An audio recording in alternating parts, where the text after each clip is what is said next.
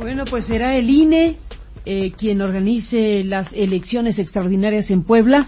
Y bueno, le agradezco a Lorenzo Córdoba, el presidente consejero del Instituto Nacional Electoral, que me tomes la llamada, Lorenzo, para hablar del tema. Buenos días y bienvenido. Gracias, Carmen. Muy buenos días. Qué gusto saludarte. ¿Cómo se resolvió el tema? ¿A partir de qué circunstancia finalmente se decide lo que estoy aquí comentando? Bueno, la asunción de la elección de Puebla para que el INE sea el responsable absoluto de la misma, que se tomó, fue una decisión que se tomó por unanimidad de los 11 consejeros, Carmen, responde o obedeció a tres razones fundamentales. La primera, la extraordinariedad de las circunstancias que nos llevaron a tener una elección en Puebla, es decir, la muerte de la gobernadora Marta Erika Alonso, el 24 de diciembre pasado, en este lamentable accidente que todos conocemos. La segunda razón, Carmen, tiene que ver con el contexto de crispación y de tensión política que no solamente caracterizó esa contienda, que fue una contienda muy cerrada, muy estrecha, muy competida, pues, durante las campañas electorales, sino que esa tensión trascendió a la propia jornada electoral, se mantuvo en toda la disputa postelectoral y ni siquiera se disipó luego del fallo del Tribunal Electoral en donde se declaró válida la elección. Entonces ese contexto es un contexto en el que hoy, digámoslo así, los ánimos están muy enardecidos y consecuentemente inyectar certeza en torno a quien es responsable de la elección se volvía algo indispensable. Y en tercer lugar, Carmen, la tercera razón es el hecho que no puede obviarse de que todas las fuerzas políticas en Puebla, todas por unanimidad, acordaron pedirle al INE que fuera el responsable de organizar la elección. Todos este conjunto de razones son las que nos llevaron, Carmen, a tomar esta decisión el día de ayer.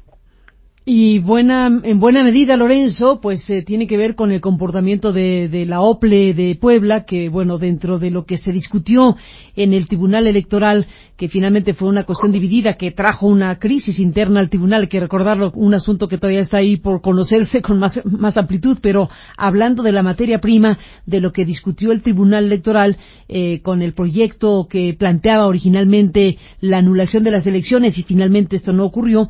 Bueno, tenía una revisión crítica del comportamiento de la OPLE, de este organismo electoral. ¿Qué dices de esto, Lorenzo? Bueno, eso es lo que sostenía un proyecto que no contó con la mayoría de los votos en el tribunal, es decir, esa es la opinión de algunos de los magistrados. En realidad, la asunción que nosotros hicimos, Carmen, no obedece ni a la falta de capacidades técnicas del OPLE, ni a la incapacidad de dicho órgano, o más bien a la comisión de algún tipo de irregularidades.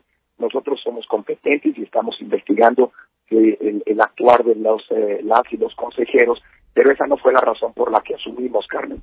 De hecho, en la elección de Puebla, todos los datos, más allá de los errores, si se quiere, en términos de cadena de custodia, de los paquetes electorales, esto es, la falta de cuidado en la gestión de las bodegas en donde estaban los paquetes electorales, no afectó de ninguna manera los resultados. El conteo rápido que el INE realizó, que fue responsabilidad del INE, el conteo de los votos que hicieron los ciudadanos bajo la supervisión del INE en las casillas, el PREP, el cómputo parcial, ayer el OPLE tomó la decisión de no abrir todos los paquetes, pero luego el recuento total que ordenó el Tribunal Electoral revelan una coincidencia de los resultados, así que no hay ningún elemento que llegue a sostener que hay una manipulación de los mismos, y así lo constató el tribunal en su sentencia. La razón por la que asumimos, pues, Carmen, no tiene que ver con ni las capacidades técnicas ni la conducta del OPLE en el proceso electoral pasado, sino el hecho de que por la tensión a la que llevaron, digamos, la disputa de Puebla los actores políticos, provocó, sí, y ese es el juicio que tomamos ayer, que, digamos, la asunción por parte del INE era la mejor manera de garantizar la confianza que de entrada tiene que haber en torno al organizador de la elección, y que fue expresada públicamente en favor del INE. Es decir, hay un reconocimiento, y esto quiero subrayarlo, de todos los actores políticos, de la capacidad técnica y de la calidad del trabajo con el que el INE ha venido operando. Y es por eso que se nos pidió que lo asumiéramos, bajo la premisa de que, digamos, en una elección que va a ser muy complicada por la excepcionalidad en la que la misma se realiza, haya ya de entrada una disputa, un dilema, digámoslo así, político en torno a quién organizar las elecciones, no era la mejor manera para garantizar la realidad democrática. Por eso asumimos, pero no por otra razón, Carmen. ¿Cuándo será la elección, Lorenzo? Mira, afortunadamente, y esto hay que celebrarlo, Carmen, el Congreso de Puebla determinó que la elección se realizara el 2 de junio, es decir, el mismo día en el que se van a realizar las elecciones de los 5 estados restantes, que también van a las urnas en este año. Y esto para el INE es mucho mejor, tanto desde el punto de vista logístico, como desde el punto de vista, insisto, de las sinergias que tienen que desplegarse, sinergias institucionales que tienen que desplegarse en los estados donde habrá comicios. Entonces, el 2 de junio es cuando habrá elecciones, Carmen. Esto implica que son menos de 4 meses, cuando una elección ordinaria pues tarda más de 9 meses o alrededor de 9 meses de organizarse.